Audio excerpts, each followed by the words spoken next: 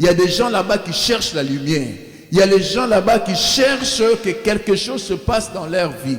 Alors toi, va leur apporter cette grâce-là. Donc, la personne n'a pas cherché l'apôtre Paul. La personne n'a pas cherché le serviteur de Dieu directement, mais la personne dans son cœur, par rapport à la situation, par rapport aux choses qui s'est passées dans sa vie, la personne cherchait une solution.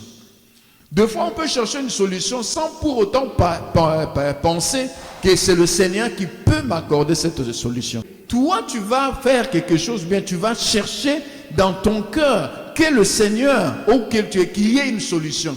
Mais le Seigneur dit que, comme je commençais de dire, il n'y a rien qui se passe sur cette terre qui ne soit pas sous le contrôle de Dieu. Mais le Fils de l'homme ou l'humain ne comprend pas deux fois les grâces que Dieu peut accorder au Fils des hommes sur cette terre. L'Éternel peut dépêcher quelqu'un de très loin, venir dans un endroit, venir même dans un territoire pour sauver seulement une seule personne. Mais le Seigneur a fait faire à cette personne-là 8000 kilomètres. Mais il vient seulement pour que cette personne-là soit sauvée, pour que cette personne-là soit guérie, pour que cette personne-là soit délivrée. Et le fait que cette personne-là soit délivrée, sa famille va apprendre la nouvelle. Ses amis vont apprendre la nouvelle. La ville où elle habite va apprendre de nouvelles. Et c'est cela qui va faire que les autres puissent venir après cette personne. Alléluia. Nous te bénissons, Seigneur de gloire, car tu as prévu de faire quelque chose aujourd'hui. Tu as prévu, Père très saint, de visiter la vie de ta fille, de visiter la vie de ton fils, Père très saint, aujourd'hui. Nous te bénissons parce que, Père, ta grâce est disponible. Nous te bénissons, Père, parce que ta gloire est disponible. Nous te bénissons parce que ton onction est disponible. Nous te bénissons, Seigneur, parce que, Père, ta main est disponible sur nous, Seigneur, pour faire, Père très saint, quelque chose dans nos vies. Les hommes cherchent après les hommes pour changer leur vie. Mais or que celui qui change la vie, c'est toi, l'Éternel des armées. Celui qui transforme des choses, c'est toi, l'Éternel, le Dieu des armées. Le soutien ou le secours de l'humain n'est que vanité, ta parole le dit. Mais Seigneur, ton secours à toi, Père très saint, change et transforme toutes choses.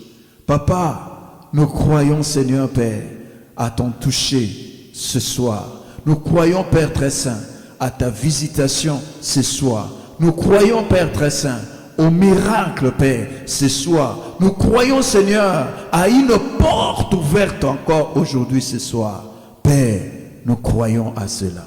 Et permets que cela, Seigneur, puisse, Père très saint, se faire pour mon frère, se faire pour ma soeur, pour la famille de mon bien-aimé, pour la famille de ma bien-aimée, Père. Que quelque chose, Seigneur, se passe, ce que toi tu as prévu aujourd'hui. Dans le nom puissant et glorieux de notre Seigneur Jésus-Christ. Saint-Esprit, sois avec nous. Viens à l'aide à notre foi.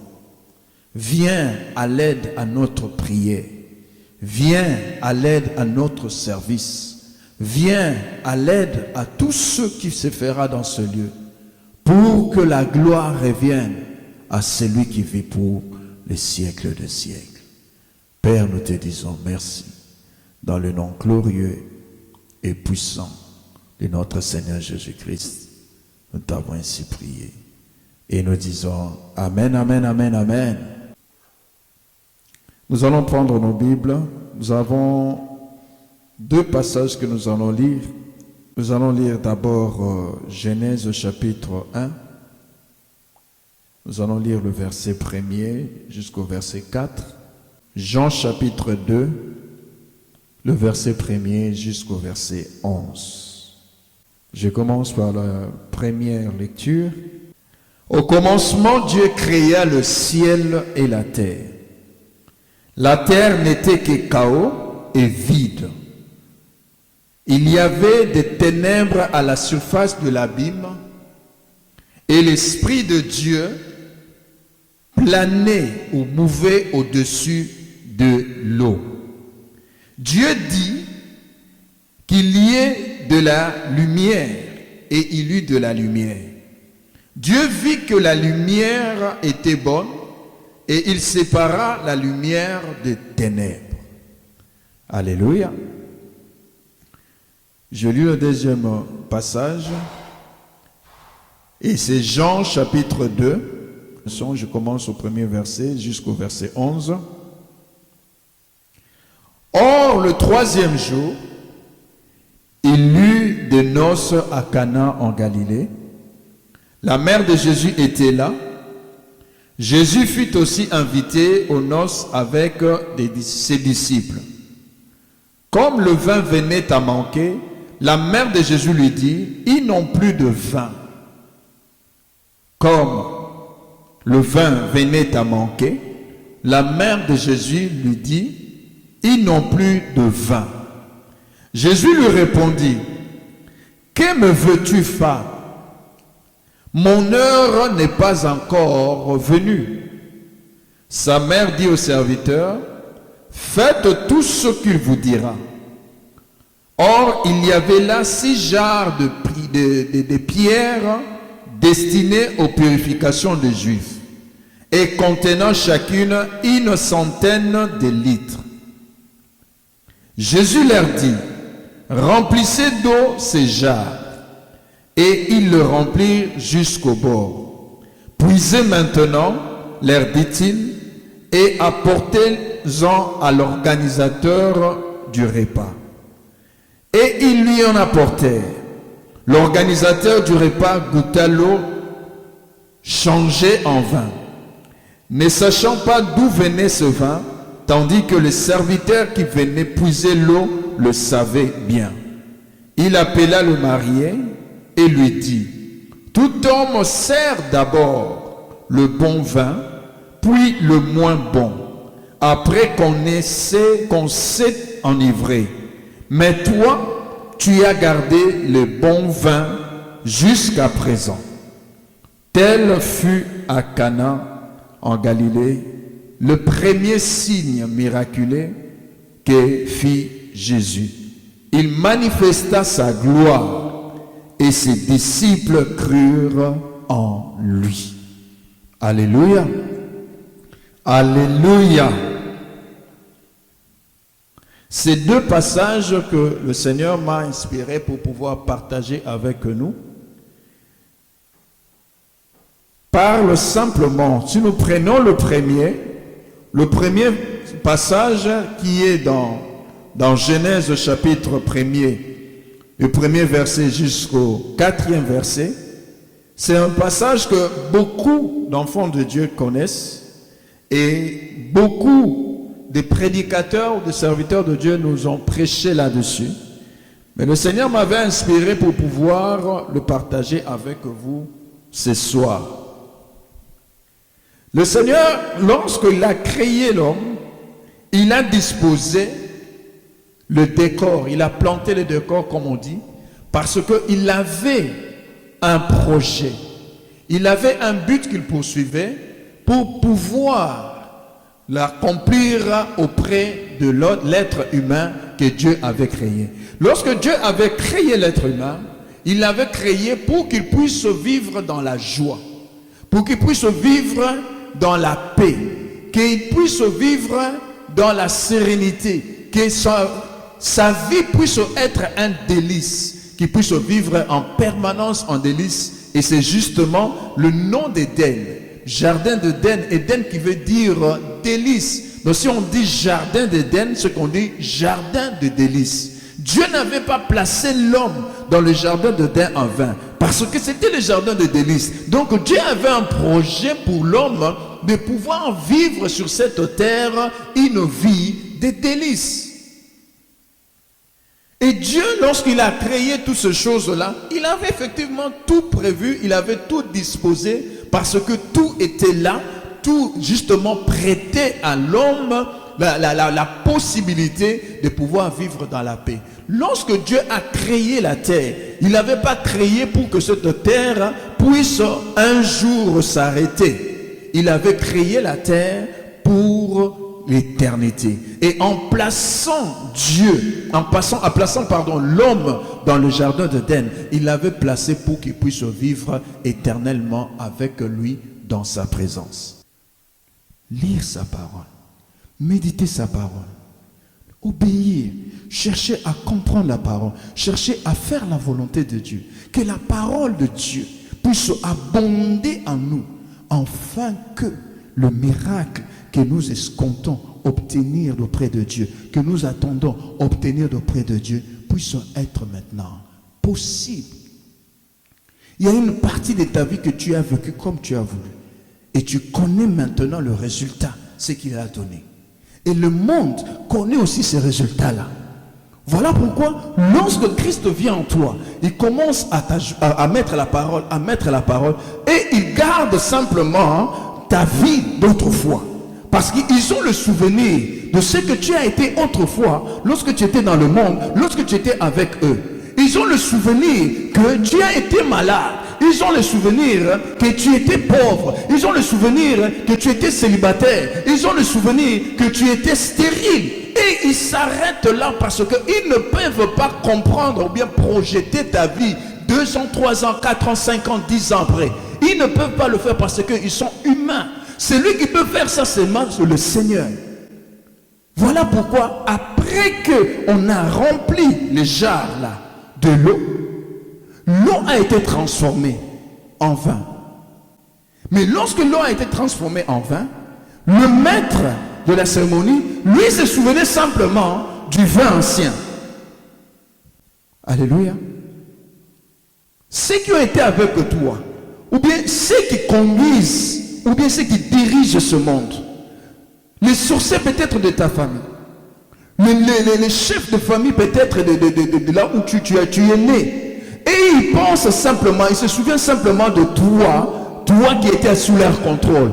Et regarde ce qu'ils disent. Qu'est-ce qu'il va faire encore? On a déjà tout bougé. La matrice là, on a tout pris. Est-ce qu'elle va avoir des enfants? Elle ne pourra pas avoir des enfants. Ah, elle est partie en Europe. Oh, même si elle est partie en Europe, qu'est-ce qu'elle va faire? Nous l'avons ici. Nous sommes encore en train de la contrôler à partir d'ici. Là-bas, elle ne pourra rien faire. Vous voyez? Ils se souviennent simplement du vin ancien.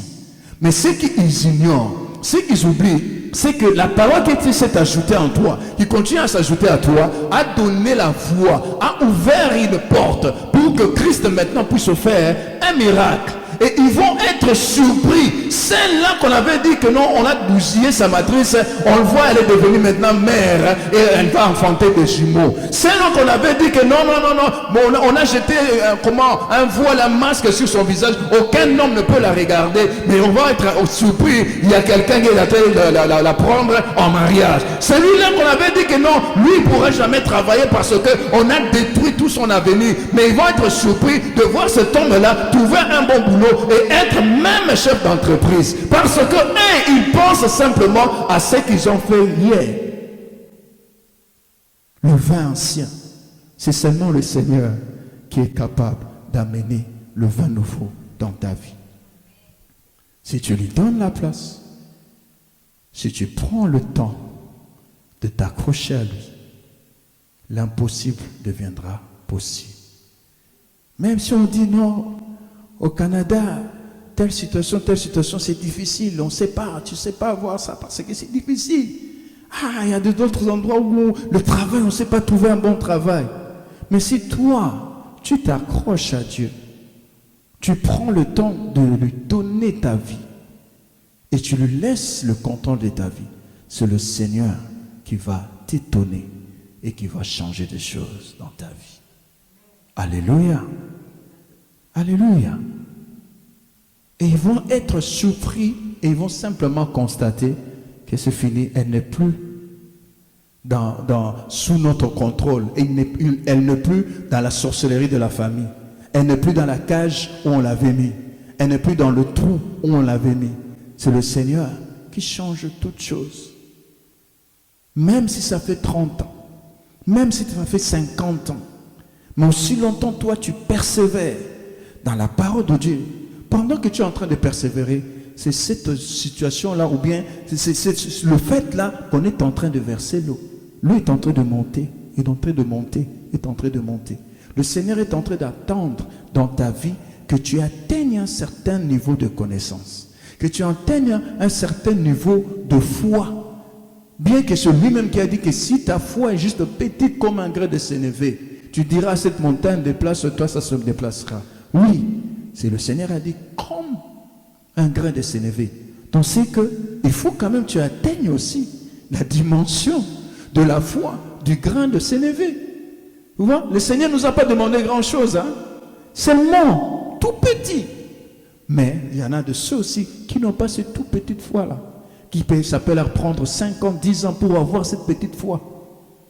Mais le Seigneur exige simplement cette petite niveau-là pour qu'il puisse te permettre à pouvoir déplacer les montagnes. Alléluia. Qu'est-ce que tu es venu chercher auprès du Seigneur aujourd'hui? Je viens te dire que le miracle est disponible. La délivrance est disponible. Tout ce que tu cherches est possible si seulement le Saint-Esprit peut être avec toi. Si seulement la parole de Dieu peut habiter abondamment en toi, le Seigneur trouvera la possibilité de pouvoir t'accorder ces miracles. Il est capable de le faire. Aujourd'hui encore, il peut le faire. Alléluia. Alléluia. Voilà la parole que je pouvais te partager aujourd'hui. Que cela puisse te donner de la foi. Que cela puisse te donner de l'espoir. Peut-être pour une guérison. Peut-être pas pour toi. Peut-être pour tes enfants, pour ta soeur, pour ton frère. Mais que cela puisse te donner un témoignage qui puisse glorifier le nom de Jésus-Christ. Lorsqu'on a amené le vin nouveau à cet homme-là s'est fâché presque. Il a dit, mais comment toi là, hein, tu gardes le bon vin à la fin, or que d'habitude, normalement, on donne le bon vin après, c'est le mauvais vin qu'on donne après, parce que les gens ils sont déjà enivrés, donc ils ne regardent plus. Mais toi, tu gardes le bon vin pour nous donner à la fin. Mais il ne savait pas d'où venait le bon vin. Il ne pouvait pas savoir, parce qu'il ne savait pas ce qui s'est passé dans la cuisine interne. Quelque chose se passe dans la cuisine interne de Dieu pour toi, que tes ennemis ignorent, que les sorciers de ta famille ignorent. Le Seigneur est en train de faire quelque chose, même des fois, même toi-même tu ignores. Le Seigneur est en train de faire quelque chose dans ton corps. Le Seigneur est en train de faire quelque chose dans ton sang. Le Seigneur est en train de faire quelque chose dans ton mariage. Le Seigneur est en train de faire quelque chose dans tes enfants. Le Seigneur est en train de faire quelque chose dans ta famille. Le Seigneur est en train de faire quelque chose dans ton travail. Le Seigneur est en train de faire quelque chose dans la foi qu'il t'a accordée. Il est en train de faire quelque chose. Et tes ennemis ignorent cela. Tes ennemis, et ils voient simplement le passé. Le Seigneur est en train de faire quelque chose. Quelle est cette chose pour laquelle tu es venu aujourd'hui et que tu aimerais que le Seigneur fasse pour toi? Quelle est cette chose? C'est maintenant ton temps. C'est maintenant ta part. Le Seigneur t'a montré la voie. C'est à toi maintenant d'aller vers lui. Lui dire, Seigneur, regarde ma situation est celle-ci et celle-là. Mais moi je crois que tu peux changer ma situation aujourd'hui, puisque j'ai entendu ta parole. Et cela m'a emmené la foi. Si réellement cela t'a suscité de la foi, donc tu peux maintenant dire au Seigneur, prier au Seigneur, lui dire, oui, je crois que tu peux me guérir. Oui, je crois que tu peux me délivrer. Oui, je crois que tu peux changer ma vie. Oui, je crois que tu peux changer la vie de mes enfants. Oui, je crois que tu peux changer la vie de ma famille. Oui, je crois que tu peux faire quelque chose. Et le Seigneur fera la chose. Alléluia.